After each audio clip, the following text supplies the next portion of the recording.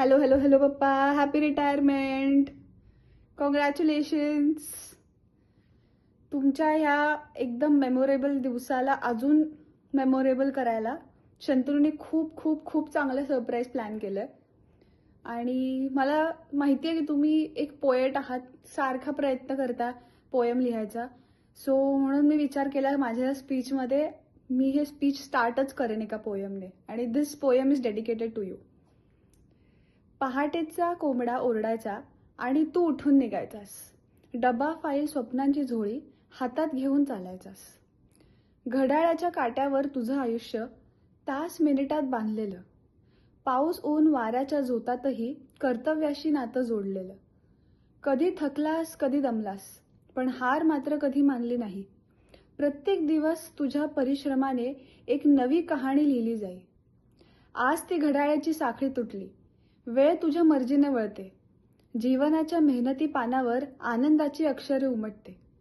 तुझे घामाचे थेंब मोत्यासारखे घराला उजेड देऊन गेले. आज विश्रांतीचे सोनसळी दिवस तुझ्या हातामध्ये आले. नंतर मला सांगा कशी वाटली ही पोयम. म्हणजे इतकी मेहनत केली ना पप्पा तुम्ही. मी मम्मीला कधी कधी म्हणते की मला इथं सियाटल आणि बेलव्यू जायला लिटरली 9 किलोमीटर्स, पण इतका कंटाळा येतो सकाळी सकाळी उठायचा. मम्मीला म्हणते मम्मी हे एवढे वर्ष पप्पांनी कसं केलं, सकाळी सकाळी उठायचे, सकाळी सकाळी जायचे. पण मेहनत तर आहेच, पण तुम्ही हे फक्त करण्यासाठी नाही केलं. Like you are a passionate engineer. तुम्ही घरात पण बघितलं की तुम्ही सॅटर्डे संडे पण कधी निवांत बसलेले नाहीयेत. सारखं काही ना काही म्हणजे तुम्हाला आवडायचं तुमचं काम. लाईक आम्ही सगळे म्हणायचे की तुम्ही खूप वर्कहॉलिक आहे, हे ते वगैरे, खूप काम करता, पण तसं नाहीये. तुम्हाला आनंद मिळत होता त्या गोष्टीमध्ये. आणि मी म्हणेन की आम्ही आत्तापर्यंत जिथे आलोय, मी आणि शंतनू, ह्याचं क्रेडिट मी बघितले सगळेजण फक्त मम्मीला देतात, पण तसं नाहीये. तुम्ही म्हणजे विचार करा, जर मम्मीने आम्हाला मॅथ्सच्या कॉन्सेप्ट शिकवले असते तर नशीब बरं झालं की आम्ही तिने शिकवलेल्या गोष्टी शिकलो नाही. पण म्हणजे तुम्ही त्यावेळी जे काही शिकवलं, तुम्हाला मॅथ्सशी इतकं प्रेम आहे. तुम्ही जे जे कॉन्सेप्ट मला शिकवले ते अजूनही मला, आय थिंक तुमचं खूप मोठं याच्यामध्ये श्रेय आहे की आम्ही फक्त अभ्यास नव्हतो करत, आम्ही मन लावून आम्हाला आवडत होतं म्हणून करत होतो, आणि ती आवड तुम्ही निर्माण केली आमच्यामध्ये. आणि खूप राग आहे तुम्हाला, इतका रागीट स्वभाव आहे तुमचा, म्हणून कधी असं मी इतकं ओपन अप नाही होऊ शकले तुमच्यासोबत. पण कदाचित तुम्ही जे राग करायचा ते आमच्या चिडचिड करायचा ते आमच्या चांगल्यासाठीच करत असाल. पण आता मी म्हणेन की तुमची आता सेकंड इनिंग सुरू झाली आहे आयुष्याची. सो जरा हे राग चिंता सगळं सोडून द्या आणि सगळं आमच्यावर सोडून द्या आता सगळं. आणि तुमचे जे काही लहानपणीचे स्वप्न आहेत, तुम्हाला पोएट्रीचा क्लास लावायचा आहे, तुम्हाला पोएम्स लिहायचे आहेत, क्रिकेट खेळायचं आहे, बॅडमिंटनला जायचं आहे, टेनिसला जायचं आहे, फिरायचं आहे, सगळ्या तुमच्या इच्छा पूर्ण करून घ्या. कारण तुम्ही हे डिझर्व करता. तुम्ही जेवढी जी मेहनत घेतली आहे त्याचं हे फळ आहे, आणि हे तुम्ही स्वतःसाठी करा सगळं, बाकीच्यांसाठी नाही, पण तुम्ही हे डिझर्व करता. आणि आम्ही सगळे तुमच्या पाठीशी आहोतच. We are very very very very proud of you. आम्हाला तुमचा खूप खूप अभिमान आहे पप्पा. आणि प्लीज US ला या. मी किती वेळा मागे लागली आहे तुमच्या. मी तुमचा पासपोर्ट बनवला, विजा बनवला, आणि आता फक्त तिकीट काढायचं, आणि तुम्ही पुढच्या वर्षी US ला येत आहे सगळ्यांसोबत. कळलं? मी नाही ऐकणार नाहीये. US ला या. आणि मी तुम्हाला सांगते, मी लग्न करेन, माझी चिंता नका करू, मी लग्न करेन. या तुम्ही US ला आता. आणि रिटायरमेंटच्या तुम्हाला खूप खूप खूप खूप खूप शुभेच्छा. आणि we are proud of you, आणि आम्ही सगळे तुमच्या पाठीशी, आणि we love you a lot lot lot.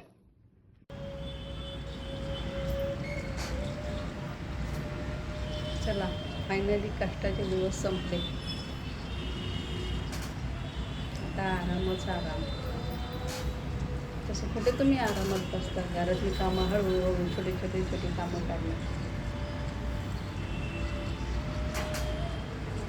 तुम्ही आत्ता ज्या उंचीवर आहेत, पाठीमागे जाऊन बघितलं तर फक्त तुमच्या मेहनतीमुळे तुम्ही उंची गाठू शकला.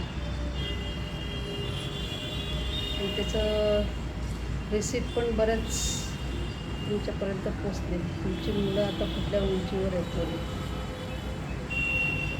त्याच्यात माझा सहभाग काहीच नाही आहे, फक्त तुमच्या कष्टाचंच आहे सगळं. पाटं मुंबईला जा, परत शनिवारी या, लोकलनी प्रवास, ट्रेननी प्रवास, फायनली सगळं स्टॉप. हाफ सेंचुरी आता आराम, आता हाफ सेंचुरी मस्त आरामच. आता येणार ना मला पिक्चर बघायला, हॉटेलला, बाहेर फिरायला. आता काही कारण सांगणारच नाही मला मुंबईला जायचं नाही.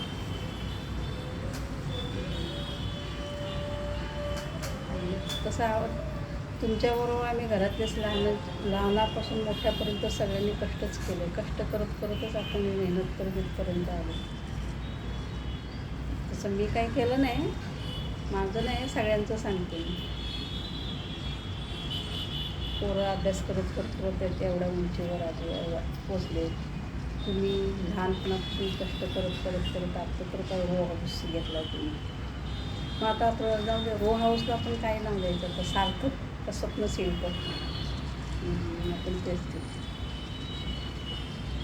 देवाचं आपल्या घरावरती आणि आपल्या सगळ्या घरातल्या सदस्यांवरती आशीर्वाद आहे. त्यामुळं आता तर एवढे छान दिवस आपण पाहतो आणि असंच देवाचा आशीर्वाद राहणार आहे आपल्यावरती.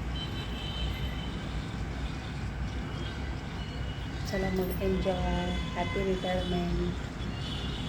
मस्त आम्ही आहोतच तुमच्याबरोबर. आपण दोघं भांडणं पण करायचं, एन्जॉय पण करायचं. भांडणं होणार नाही असं एक दिवस पण आपल्याला राहतं. आपण काय मजेत भांडतो, सिरियसली नाही बघा भांडत, है ना. त्याच्यातच मजा आहे. चला बाय, हॅपी रिटायरमेंट, बाय.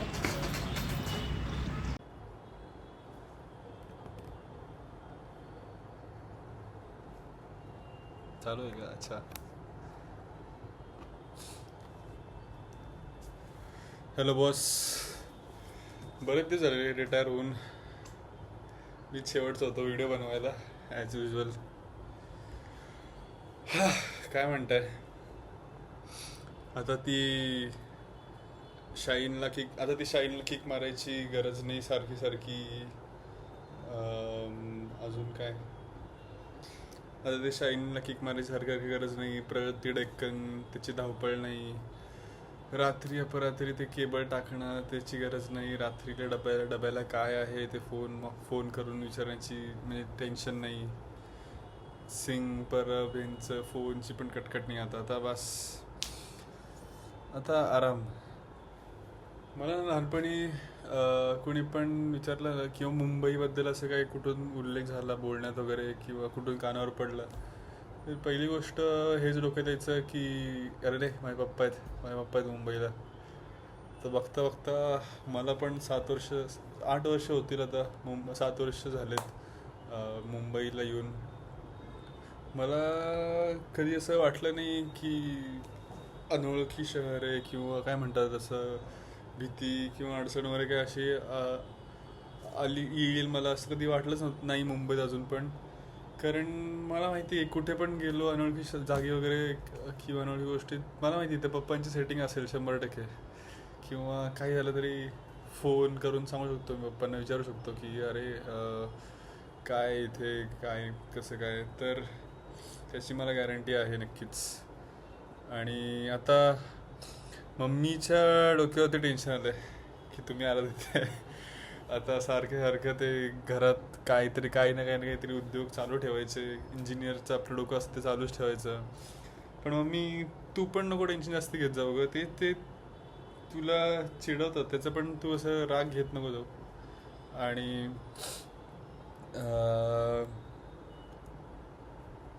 पप्पा तुम्ही पण चिडचिड नका करत जाऊ. आता बस झालं. तर चांगलं जेवण खात जा.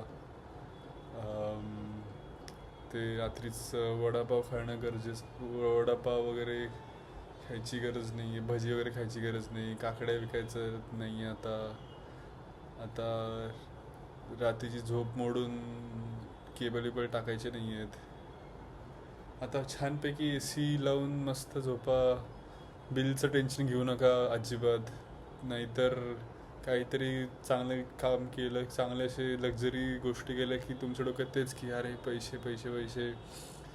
थोडा स्वतःसाठी पण थोडं एन्जॉय करा. फॅमिली वगैरेचं तर आहेच आहे. आता आम्ही आहोतच व्यवस्थित. तर तुम्ही तुमच्याकडे काळजी घ्या. थोडं थोडं तरी गोड खा.